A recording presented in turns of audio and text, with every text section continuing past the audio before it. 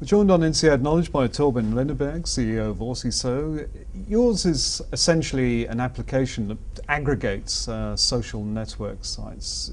How does it work? We aggregate about 9 networks, including chat programs like MSN and Yahoo and Gtalk. Besides that, we also add a lot of intelligence as to how the user gets the information filtered based on relevance. What's your elevator pitch?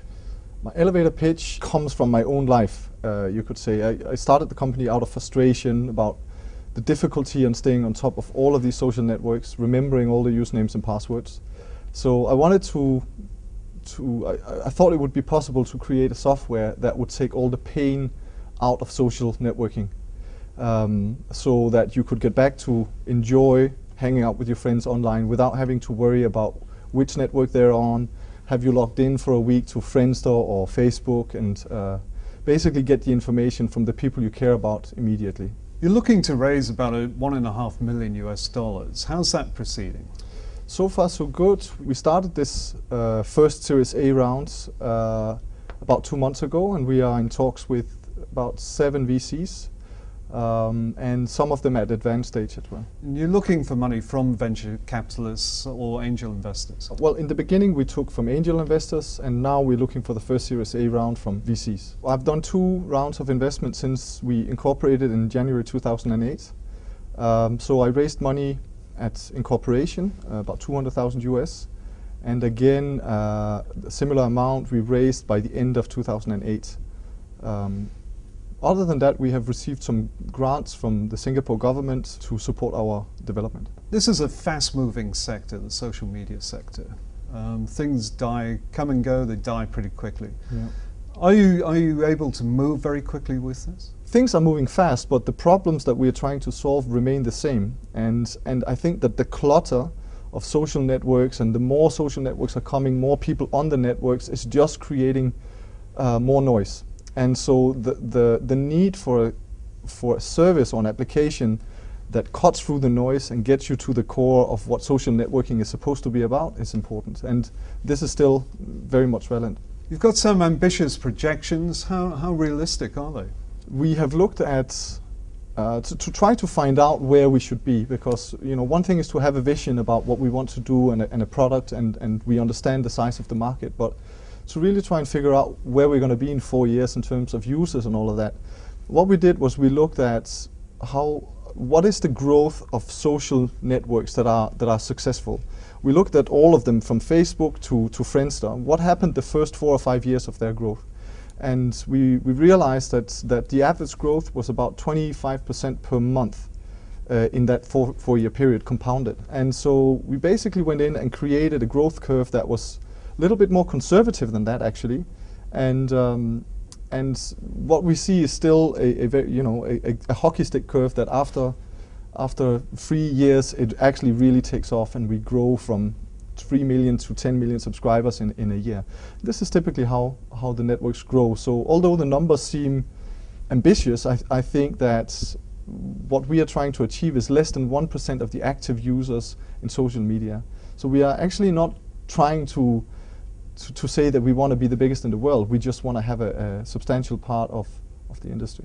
To what extent, though, is OrSiSo's success dependent on getting a critical mass of, say, 10 million users? Our success doesn't lie in getting 10 million users. Our success lies in getting 500,000 users. We need to build enough traction in our user growth to kind of crossing the chasm and going from the early adopters into more mainstream market. And this is our fight right now, is to get traction, attract users to the platform that we believe is fantastic and can solve a lot of problems. So I think as soon as we have got our traction, let's say 500,000 users, then I think that the next couple of million users will come a lot easier. And you would be looking to monetize this through advertising? We have multiple revenue streams. They are based on 3 principles. First one is advertising, and we have different types of advertising. No traditional banner ads, but contextual advertising based on the social conversation. We also have, let's call it product placements, where we have animated avatars that will or you could say your personal secretary that will come out and announce that you've been tagged in a photo, show you the thumbnail, and at that moment she might wear a Coca-Cola t-shirt.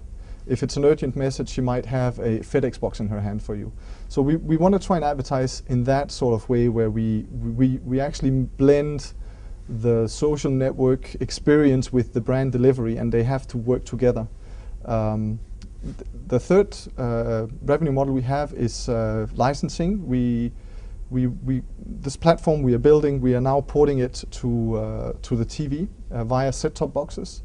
And this is very exciting project, and the aim of that is really to create this technology and license it to other cable operators around the world.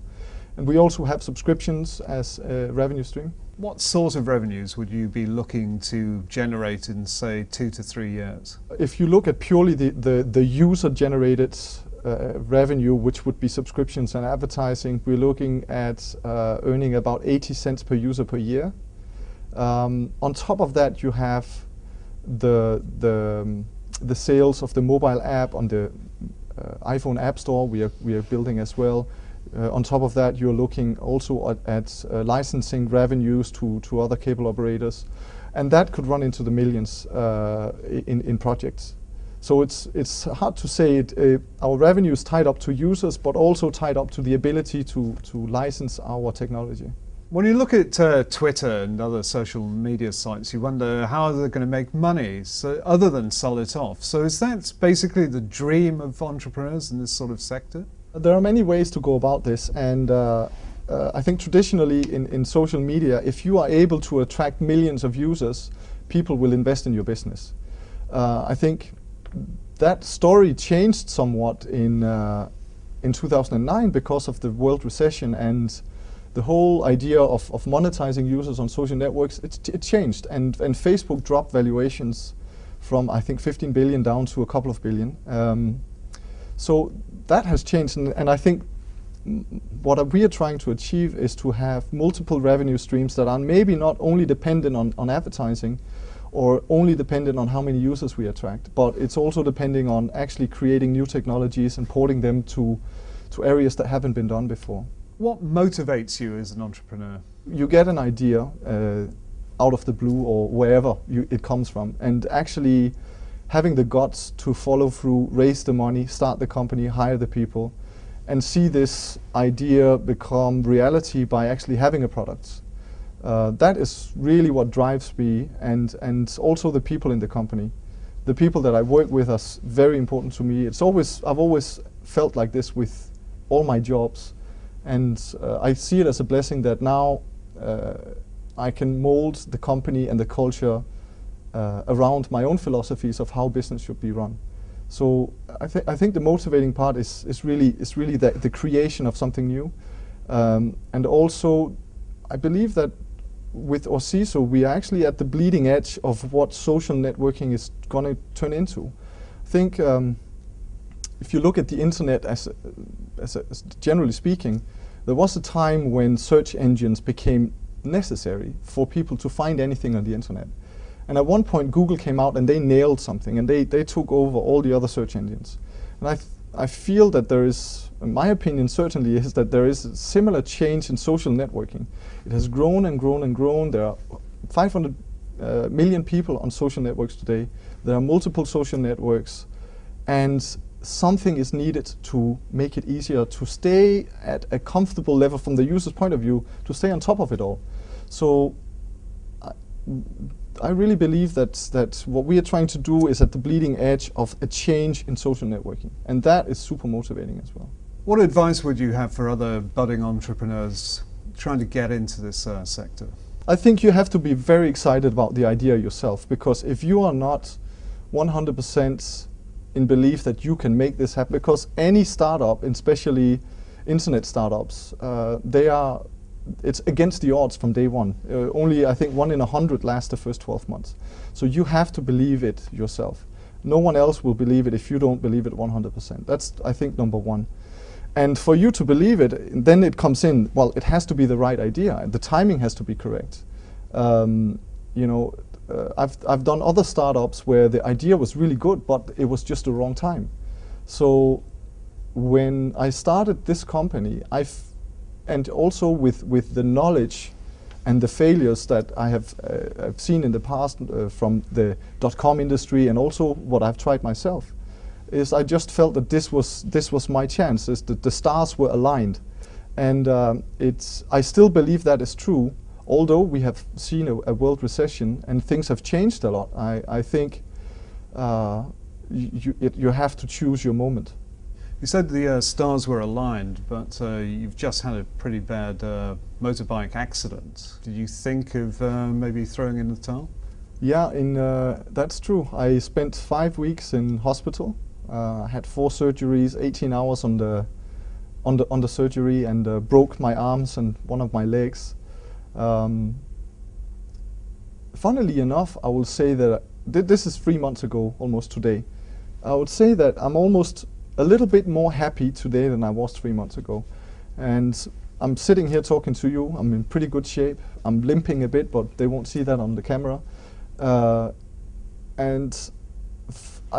think when things that are this bad happen to you and you get 5 weeks in a hospital bed to think about your life, there are 2 types of people. There are ones that look inward and maybe get depressed and think that everything against them. I'm just happy to be alive, and I think that I have been reminded about the simple things in life again. You know, that walking is not, you know, we take that for granted and we completely forget about how much we need our hands and legs to do anything. So I've had some stark reminders about how fragile life is. But the way I look at it is, you know, as long as I'm improving and getting better every day, I'm actually extremely happy. I feel more happy than I was before the accident. So for me, it wasn't really a big thing, but seen from the outside, it seems like a big thing. Yeah. Thorben Linneberg, CEO of OrSiSo, thanks for joining us on INSEAD Knowledge. Thank you.